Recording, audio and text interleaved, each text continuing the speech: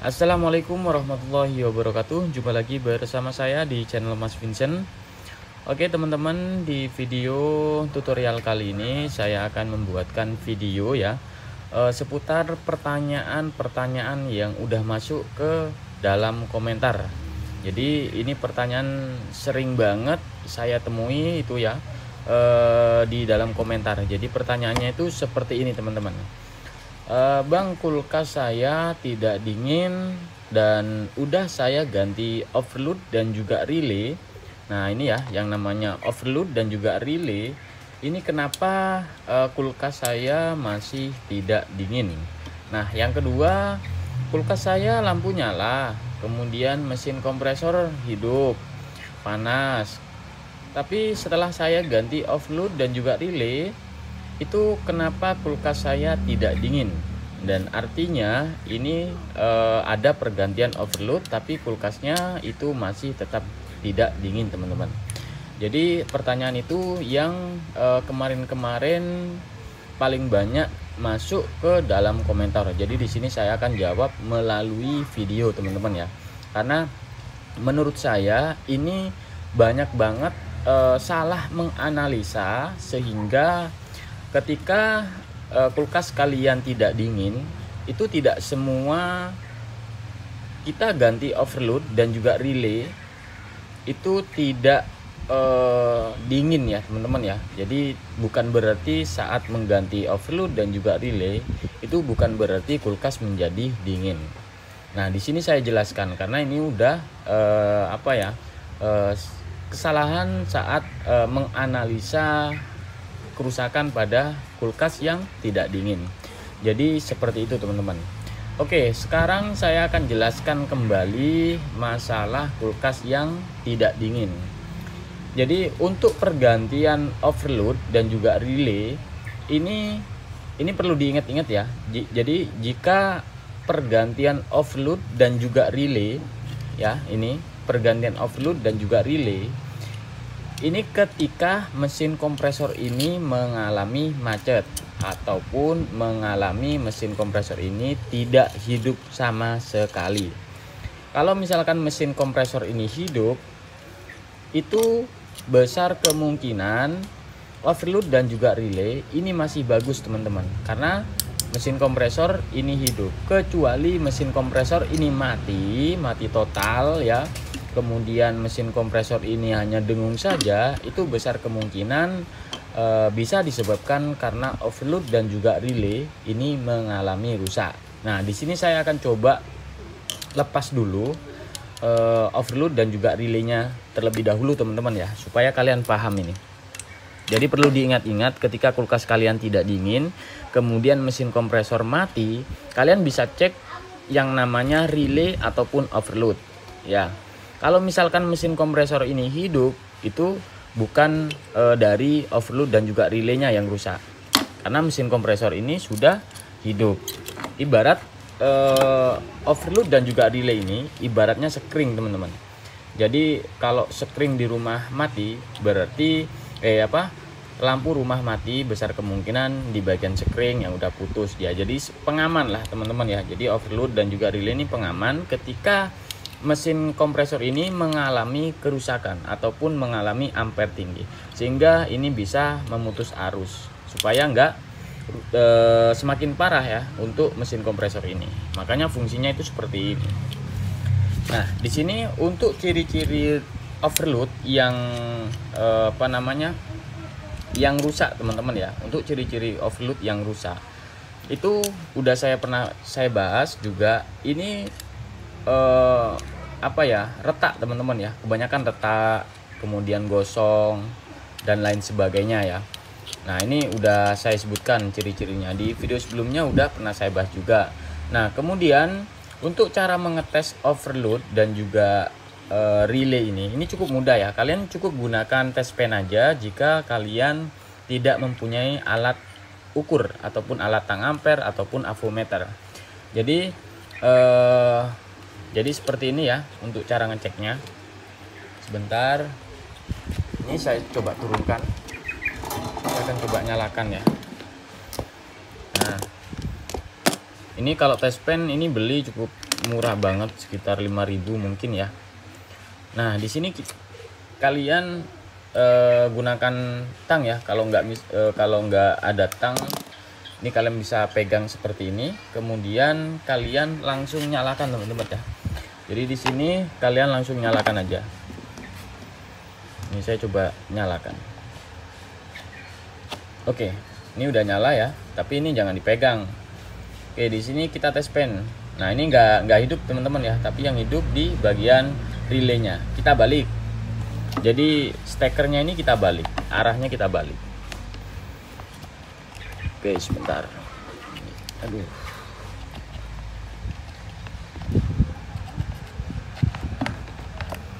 Nah, seperti ini kita balik ya, posisinya kita balik seperti ini. Supaya setrumnya itu pindah ke bagian sini. Oke, sudah saya tancapkan ya. Ini kalian bisa perhatikan di sini.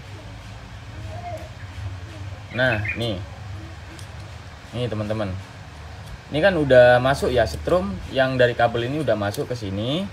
Nah, ini kalau misalkan overload ini putus ataupun mati, ini nggak hidup. Nah, sedangkan ini kan hidup. Ini kan yang menuju ke bagian pin CRS-nya ya. Ini hidup.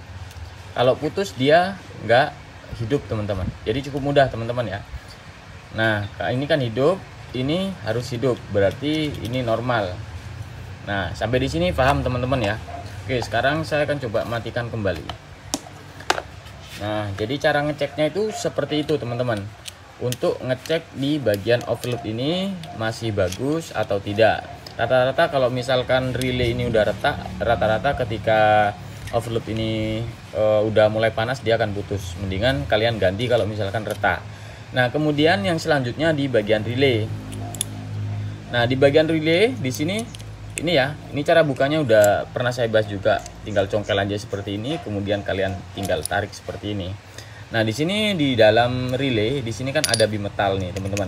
Jadi bimetal ini kalau misalkan pecah ketika kita kocak seperti ini. Nah, ketika kita kocak seperti ini itu ada suara retak lah seperti itu teman-teman ya. Kalian bisa ganti relaynya dengan catatan saat pergantian relay pinnya harus sama teman-teman. Jadi pinnya harus sama. Kalau misalkan ini kan ada di sebelah kanan, jadi yang kita beli itu harus ada pin yang sebelah kanan, bukan di pin sebelah kiri. Walaupun kebanyakan kalau di toko-toko elektronik ada yang kakinya 4 ya kan, sekunnya 4 maksudnya teman-teman ya, 1, 2, 3, 4. Nah, ini kalau misalkan kalian beli yang sekun 4 ya, 4 kaki, kalian tetap gunakan pin yang sebelah atas, yang sebelah kanan, jangan yang lainnya teman-teman ya. Nah, kemudian kalau misalkan kita beli ke kaki kanan ataupun kaki kiri, nah ini nggak masalah, tapi tetap kalian masukkan pin yang sebelah kanan. Nah, jadi seperti itu teman-teman ya. Jadi udah jelas ya.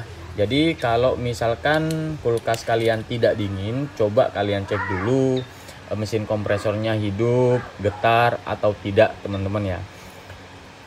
Baru kalian lakukan pengecekan yang lain. Nah, kalau misalkan mesin kompresor ini nggak hidup, besar kemungkinan bisa dari overload dan juga relay yang rusak. Akan tetapi kalau misalkan kalian sudah cek di bagian overload dan juga relay ini masih bagus, yang kedua kalian cek di bagian pengaturan suhunya.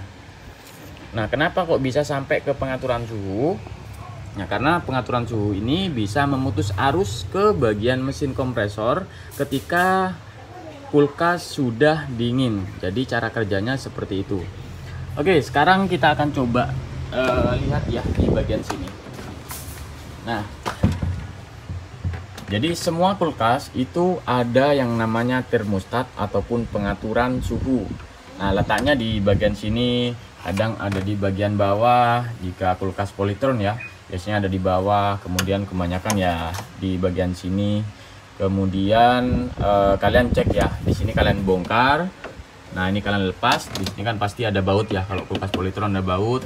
Kemudian di sini biasanya ada baut.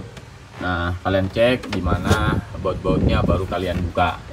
Nah, Nah, kalau misalkan termostat ini mengalami rusak ataupun putus teman-teman ya, jadi caranya juga sama sebenarnya saat kita mengecek ini, overload dan juga relaynya ini teman-teman. Nah, caranya seperti apa kalau misalkan ciri-ciri termostat ataupun relay ini rusak? Biasanya dia nggak nyambung. Kalau kita ukur, dia nggak nyambung teman-teman. Nah, kalau misalkan kita nggak punya alat ataupun nggak punya apalah teman-teman ya, cukup kalian gunakan kabel seperti ini yang ada jepitannya itu, yang ada jepitan. Kalau misalkan nggak punya jepitan, kalian beli dulu jepitan. Kemudian setelah kalian udah siapkan alat seperti itu, kalian bisa lepas ini ya, lepas overload ya, dan juga relaynya ini. Kemudian kalian sambungkan langsung ke yang sudah kalian siapkan kabelnya. Tinggal ini kalian sambungkan aja satu persatu, kemudian nyalakan. Kalau misalkan mesin kompresor ini nyala, besar kemungkinan termostat ataupun pengaturan suhunya yang udah mulai rusak ya. Nah, untuk perbaikan termostat ataupun pengaturan suhu itu sudah pernah saya bahas juga di video sebelumnya. Nah, ini saya akan coba contohkan teman-teman ya.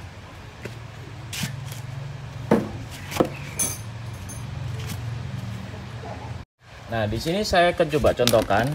Jadi di sini kalian siapkan kabel seperti ini. Nah, kabel seperti ini, kemudian kalian lepas ya soketannya. Soketan dari overload dan juga relay kalian bisa lepas seperti ini ya. Nah, kemudian kalian pasang kembali di bagian mesin kompresornya ya. Nih, kita pasang lagi seperti ini. Red. Nah, seperti ini. Kemudian setelah itu, ini saya coba zoom. Nah, setelah itu kita langsung ya, kita langsung masukkan jepitan ini. Oke, sudah masuk seperti ini ya. Nah, setelah itu kalian nyalakan dengan kabel yang ini. Apakah mesin kompresor ini hidup atau tidak? Nah, di sini untuk mesin kompresor kan sudah hidup. Akan tetapi ketika kita pakai kabel yang ini dengan bawaan itu nggak hidup, besar kemungkinan itu kerusakan di bagian termostat ataupun pengaturan suhu. Jadi yang harus kalian ganti itu di bagian termostat ataupun pengaturan suhunya teman-teman, bukan di bagian overload dan juga relaynya. Nah, untuk pengaturan suhu ataupun termostat itu seperti ini. Jadi kalau misalkan kita hidupkan, kita on-kan, ini pasti nyambung. Ini nyambung ya. Kalau kita ukur dia langsung nyambung gitu. Tapi kalau misalkan kulkas sudah dingin dia tidak nyambung. Sehingga mesin kompresor ini bisa istirahat. Jadi seperti itu. Oke, sampai di sini paham teman-teman ya. Masalah kulkas yang tidak dingin itu jangan buru-buru ganti overload dan juga relay. Karena tidak semua kulkas tidak dingin itu disebabkan karena overload dan juga relay teman-teman. Nah, pertanyaan yang kedua jadi seperti ini. Kulkas saya lampu nyala tapi kulkas tidak dingin, sedangkan mesin kompresor ini panas. Nah, biasanya ini banyak banget ya teman-teman ya. Banyak banget yang belum tahu juga mesin kompresor ini memang panas teman-teman ya. Karena ya memang mesin teman-teman. Tapi panasnya ini hidup teman-teman ya, bukan macet. Biasanya kalau mesin kompresor ini macet, rata-rata ketika kita nyalakan ini beberapa menit bunyi cetik ya di bagian overload. Itu tanda-tandanya mesin kompresor macet. Nah, untuk mengatasi mesin kompresor macet, ini kalian harus lepas dulu di bagian overload dan juga relay, baru kalian jumper. Nah, ini banyak juga nih pertanyaan masalah bagaimana cara penjemperannya. Kemudian yang ditanyakan kabel apa. Nah, jadi kabelnya itu sebenarnya kabel-kabel apa ya? Kabel seperti ini, kabel biasa seperti ini teman-teman. Tapi yang isinya 3. Nah, seperti ini. Ini kan isinya 3. Nah, ini kalian gunakan jepit seperti ini aja, itu juga nggak masalah teman-teman ya. Nah, 3 jepitan seperti ini kalian jepit ke bagian pin CRS-nya untuk melakukan penjemperan. Jadi seperti itu teman-teman. Jadi nggak perlu pusing sebenarnya sih. Nah, ini udah pakai cara 3 kabel untuk mengatasi mesin kompresor ini macet. Itu sudah selesai teman-teman, udah bisa dingin kembali. Nah, kemudian yang terakhir ini teman-teman ya, Bang, kulkas saya tidak dingin, mesin kompresor hidup, kemudian lampu hidup, semuanya ya hidup semuanya, tapi kenapa kulkas saya tidak dingin? Nah, ini muncul-muncul ketika kulkas yang udah sekarang ini teman-teman ya, baik itu kulkas baru berumur 2 tahun, 3 tahun, 4 tahun, pasti akan mengalami seperti itu. Nah, biasanya itu seperti ini ya gejala-gejalanya. Awalnya sih dingin, kemudian dibersihkan. Setelah dibersihkan semuanya di bagian evaporator, ketika dinyalakan kembali kulkas tidak dingin. Jadi masalahnya itu seperti ini, dan solusinya ya juga seperti ini ya. Ketika kulkas kalian mengalami seperti itu, mesin kompresor hidup, kemudian lampu juga hidup, semuanya hidup, tapi kenapa tidak dingin? Itu ada 2 faktor teman-teman. Bisa dikarenakan oli kompresor ini naik ke bagian evaporator sehingga kulkas kalian tidak dingin. Dan yang kedua bisa disebabkan karena freon. Freon itu bisa habis dikarenakan ada kebocoran freon, bisa juga dikarenakan oli kompresor naik sehingga freon itu bisa habis teman-teman. Nah, solusinya kalau misalkan oli kompresor ini naik ke bagian evaporator, itu kalian flushing kemudian ganti filter. Nah, bagaimana cara mengetahui bahwa freon ini habis ya? Jadi untuk freon itu habis ketika kita nyalakan ya. Ketika kita nyalakan, kemudian mesin kompresor sudah hidup, kalian bisa cek di bagian bodi kulkas ini. Nah, keseluruhan di bagian bodi, apakah bodi kulkas panas atau tidak. Kalau misalkan bodi kulkas ini panas, berarti freon itu masih aman teman-teman ya, masih ada. Kemudian cek di bagian filter. Nah, setiap kulkas itu letak filternya itu kan berbeda-beda. Ada yang di sebelah kiri, ada juga yang di sebelah kanan. Kalian pegang aja nggak masalah, nggak nyetrum juga teman-teman ya. Jadi pegang apakah filter ini panas atau tidak. Kalau misalkan panas berarti ya normal teman-teman ya. Kalau misalkan panas, karena memang harus panas. Kemudian kalau misalkan dingin, nah kalau misalkan dingin ya berarti freon kalian habis teman-teman. Dan itu harus kalian lakukan pengecekan apakah ada kebocoran atau hanya oli kompresor yang naik ke bagian evaporator yang menyebabkan kulkas kalian bisa tidak dingin teman-teman. Jadi seperti itu. Jadi intinya di dalam video ini teman-teman ya, jadi nggak semua kulkas tidak dingin itu dikarenakan overload dan juga relaynya ini teman-teman ya. Jadi banyak tuh di video tutorial cukup ganti overload dan juga relay kulkas kembali tidak dingin. Nah, itu jangan berpatokan seperti itu, tapi kalian harus menganalisa teman-teman ya. Jadi yang poinnya sebenarnya sih bagaimana cara menganalisa. Kalau analisa kita tepat dan pas ya, otomatis kulkas kalian itu kembali dingin ya. Jadi seperti itu. Nah, video-video sebelumnya udah banyak sih sebenarnya, udah pernah saya bahas juga masalah-masalah kulkas yang tidak dingin ya, khususnya kulkas 1 pintu, baik itu kulkas yang lainnya juga ya, kulkas SAP, Aqua, kulkas Polytron yang tidak dingin. Nah, itu banyak banget ya. Jadi seperti itu teman-teman. Mudah-mudahan dengan video ini mudah-mudahan kalian udah paham teman-teman sampai di sini teman-teman. Oke, mungkin itu aja teman-teman ya untuk video tutorial kali ini. Semoga video ini bisa bermanfaat untuk teman-teman semua, dan jika teman-teman masih bingung dengan penjelasan saya, silahkan tulis di kolom komentar teman-teman. Oke, jangan lupa untuk like, share, dan subscribe. Wassalamualaikum warahmatullahi wabarakatuh.